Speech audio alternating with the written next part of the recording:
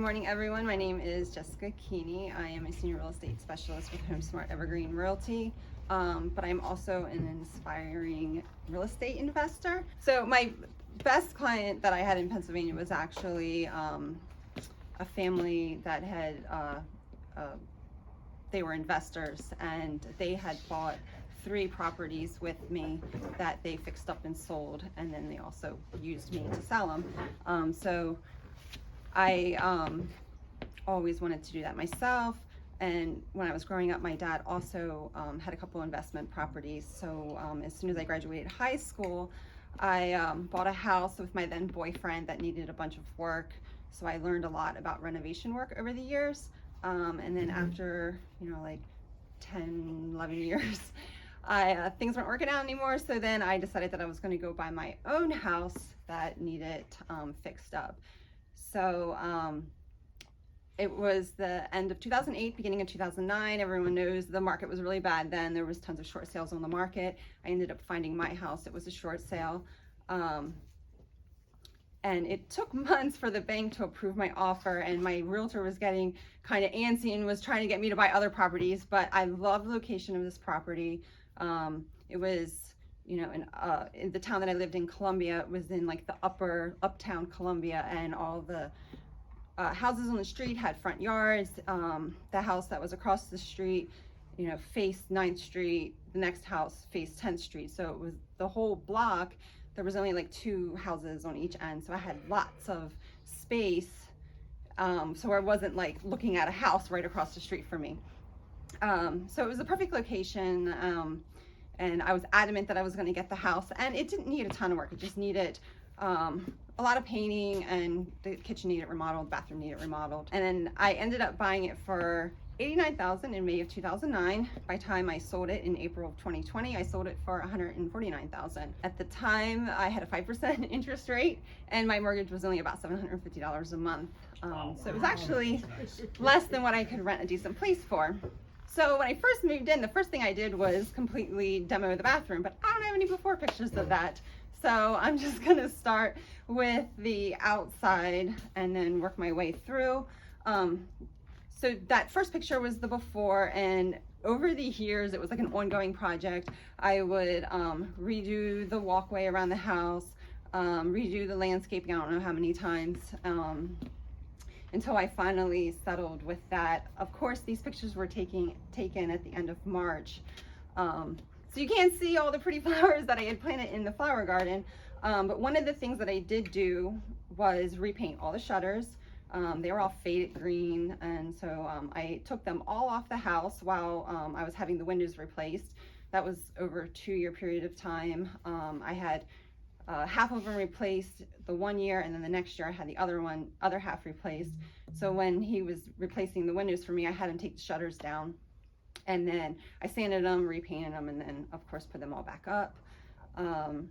The pavers are real stone pavers, so they were super heavy, and that was fun every time I decided to redo the walkway. And the reason why I ended up kind of squaring it off the way I did was because it's easier to mow, and in the winter it's a lot easier to shovel. So the backyard, again, I don't know if you can see in the picture, the walkway kind of went around the air conditioner, and I wanted to make that just one straight shot. Back along the sunroom, when I first bought the house, they had a pond, and it was like all this dirt was piled up against the house. So I ended up leveling that all out, took the pond out, and then I put a bunch of pebbles and stones and got that all nice and pretty. And then they had the spout would run out the back, and I kept getting water in the basement. So I ended up, there was underground drains that ran out to the front, but it was only for the 2 downspouts in the front. So I ended up, and the underground drainage system had broke. So I ended up having to redo the drainage system, and I tied in the 3rd downspout. So all 3 of them went all the way out to the street.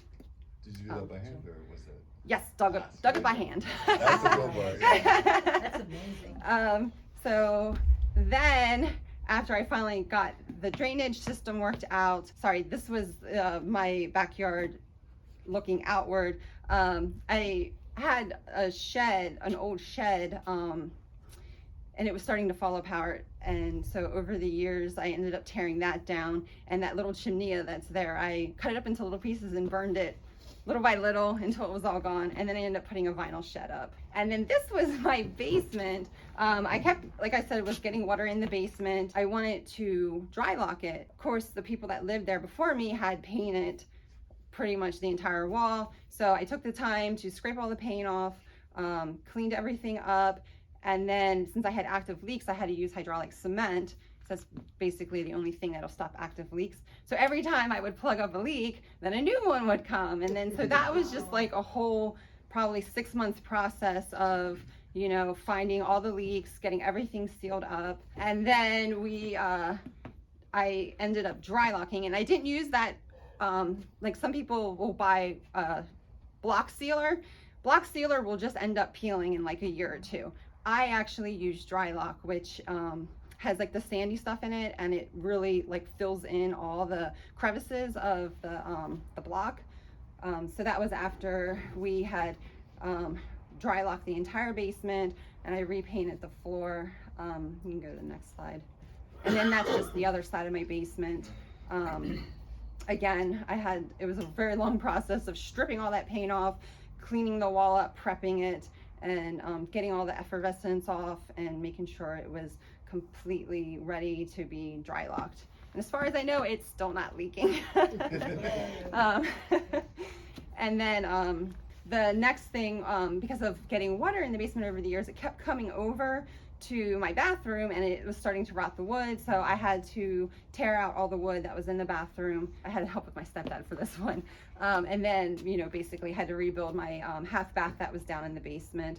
And then we used the moisture board. That's why you see the purple there.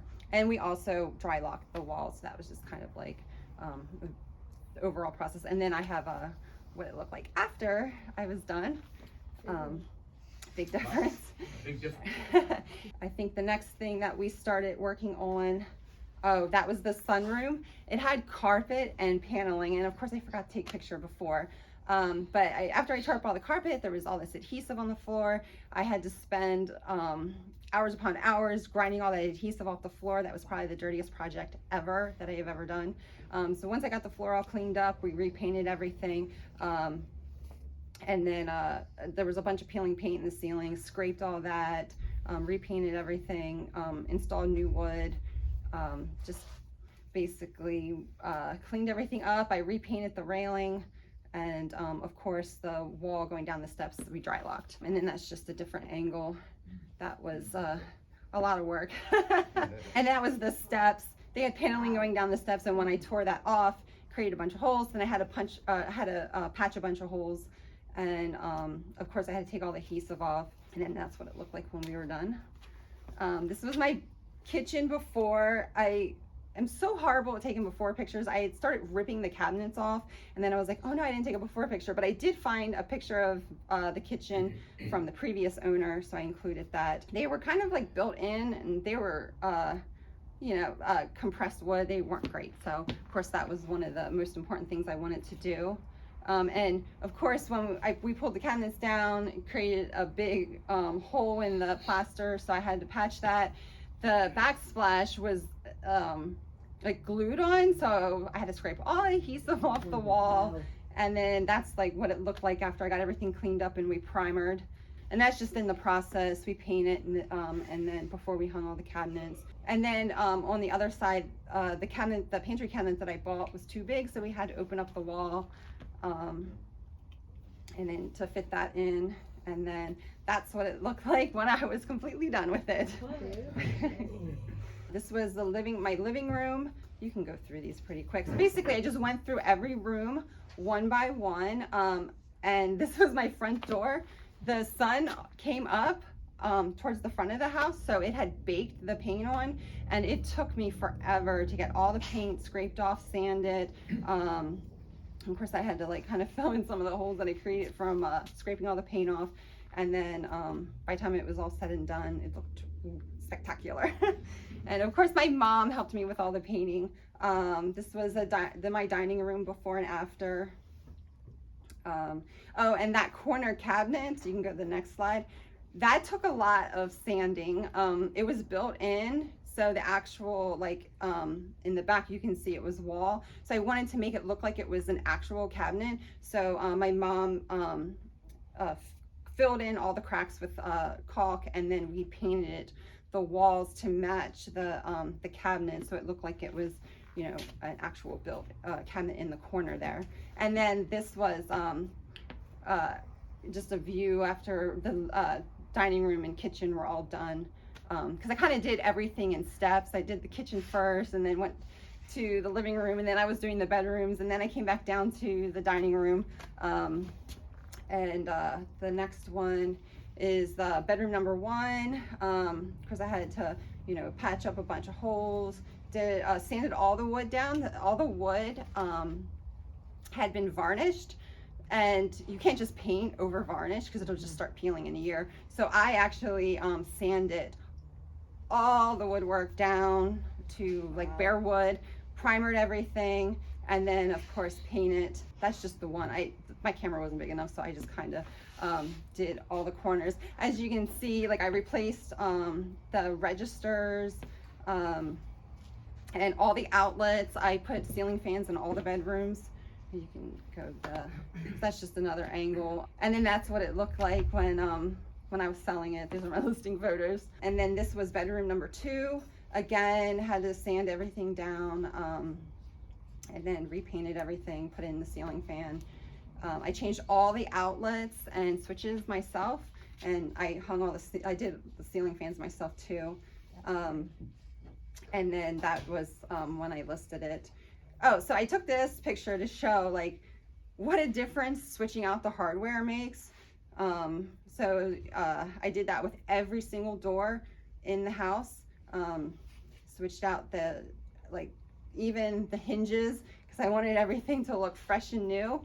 And even on the closet doors, put in new little cups and everything. This was the last bedroom. I never took a before picture of it. It's just a tiny little room, so I always use it as my office. And then that was my hallway. And then this was the first thing that I started working on, and then one of the last things that I finished. Like I said, when I first moved in, I had gutted my bathroom because it had this ugly tile, and it had a big heavy steel tub, and there was like a lot of, I don't know, it kind of looked like, you know, mildew looking stuff. It was gross. So I ripped that out, and then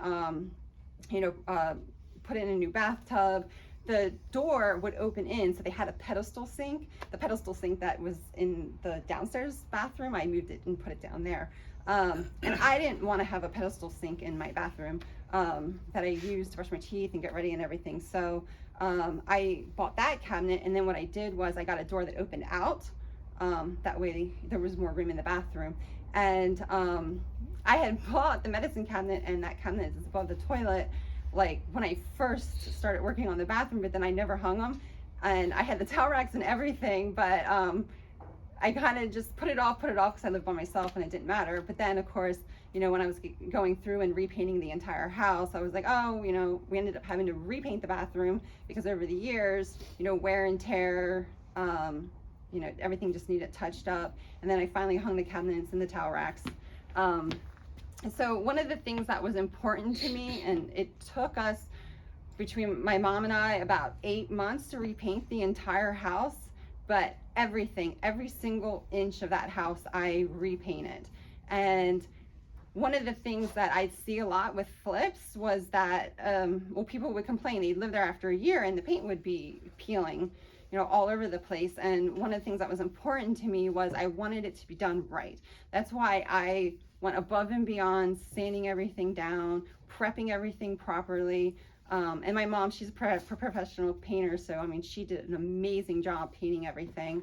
And I mean, I even, you know, made sure that we repainted the front porch. I repainted the railings that were out there. I like everything, like every inch of that house was repainted. And another thing was I wanted to make sure everything looked nice and fresh. That's why I had replaced all the switches, all the outlets, all the registers. I mean, just everything was pretty much brand new. I wanted whoever that bought my house to have a good quality product. And they wouldn't have to worry about, you know, paint peeling in a year or two. I still am in touch with my neighbor, and he said that the guy that bought my house absolutely loves it and he hasn't had any issues. One thing people would ask me was, why would you sell your house after doing all that work? Well, this is exactly why. I was tired of dealing with snow. I mean, as you can see, I have a little dog, and I'd have to shovel paths in the snow for her to go potty. And I'd have to shovel out a spot for my car. I was just so over the cold weather and shoveling snow. And as you can see in that last picture, I, you know, had a really nice view out my living room window, and that's actually the sun rising. And like I said, there was plenty of parking on the street, so that was a big plus when I was selling the house. But yeah, people, they're surprised when they find out that I know how to work on a house and do all kinds of work like that. But I'm the type of person that likes to learn how to do all that kind of stuff. And I wanted everything to be done right. I mean, I did, you know, pay to have someone replace all the windows. I had my roof replaced. There's certain things that I couldn't do myself, but everything that I could manage myself, I wanted to take care of. And it was, you know, a really big project, and I, you know, got a lot of satisfaction out of it once I sold it. And then I got to move to California. Yes. Anyway, that's it. Awesome. Nice job. Very good. We don't have many basements here. You mentioned dry lock. I'm not familiar with that term. What is dry lock? Well, it's an actual brand too. It's a paint that has sand in it, and it is meant to go in all the crevices of the block and kind of seal it up, and that way you won't get the moisture coming through. So is it like a thinner kind of grout, so it's more? No, it's an actual paint, but it's really thick. I don't know if you've ever We have a used. gallon of it at my shop, Paul. If you come by, I'd show it to you. Yeah, it's It's crazy. called dry lock. Yeah. Yeah, And it's just for, okay. yeah, it's The claim block is that it walls. seals. It but- seals. But we don't use it for sealing. Yeah. But yeah, of course you need to prep the wall properly, and you can't have any active leaks. Like, you have to make sure that It's dry. right. Yeah. But supposedly, if you know, put it on properly, you got to make sure you get it in all the little crevices and everything, that it'll help as be a moisture barrier. And it's got like a sandy texture. There's actual like kind of sand in it. So like when we were painting, you'd have all the sand flying on you. But yeah, yes. If you were to do it over again, would you have changed anything?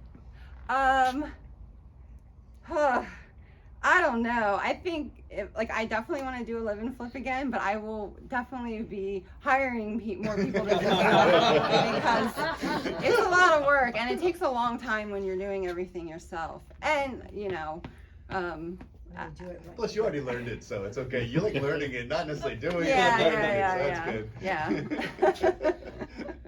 And now you know what you want, right? Because you've Oh. done it. Yeah, and one thing that was great is over the years of attending home inspections, I knew exactly what the inspector was looking for. Like one of the things was in the basement, I forgot to talk about that. I had this flexi pipe for the dryer vent, and if it's over I think 6 feet, you're not allowed to have like flexi pipe. So I ended up putting in the straight metal dryer vent to run it across the basement over to where it was exhausting out, and just little things that they would talk about during the inspection. I made sure I took care of that, so when the buyer did a home inspection, they only flagged one thing, and it was that the chimney needed capped. Well, I didn't know that because I wasn't up on the roof lately because I had someone else replace it for me.